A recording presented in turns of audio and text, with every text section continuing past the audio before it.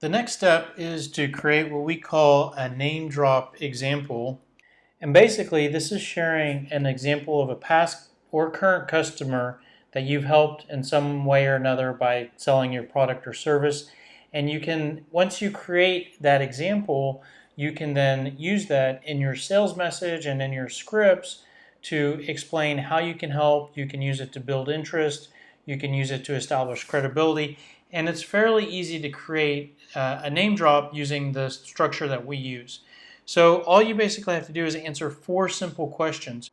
Question 1 is identify the name of a previous or current customer that you want to share as an example.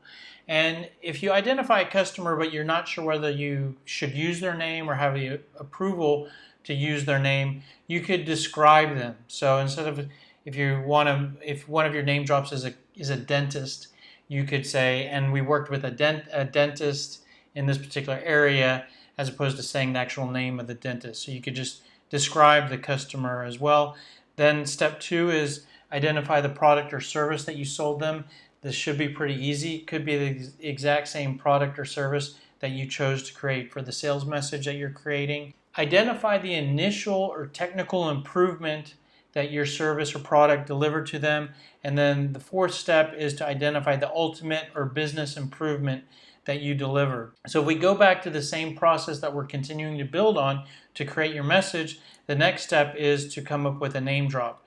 So if we go back, one thing that we can use all of the stuff that we've already brainstormed to help us with this. We can use the product we came up with. We can use the target buyer type to think of who the name drop should be. You can then look towards the value that you brainstormed on the earlier step. And ideally, some of these benefits is what probably was delivered to that particular customer. So you want to look at these to maybe get ideas. You could just copy a couple of them, or you might want to modify one of them to make it exactly how you help that particular customer. And you could use one of these for the initial improvement and one of these benefits for the ultimate improvement. So to see what that looks like, if just using the same example that we've been kind of working off of, which is the health and fitness club, we could use an example to identify. Basically, we worked with a 35-year-old man that was about 35 pounds overweight. We provided him with a membership, personal trainer, and nutrition consulting. So that's the product and service that we delivered.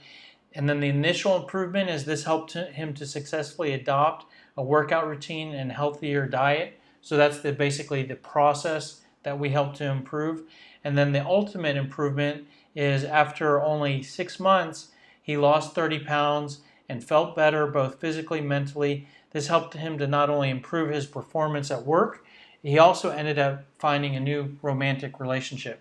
So that's a name drop example that we created by going through those 4 steps. And we can use that when talking with prospects. Imagine trying to close a deal and someone doesn't know that if they want to spend the money, and you share that example with them. So it's a very powerful way to build interest, close a deal,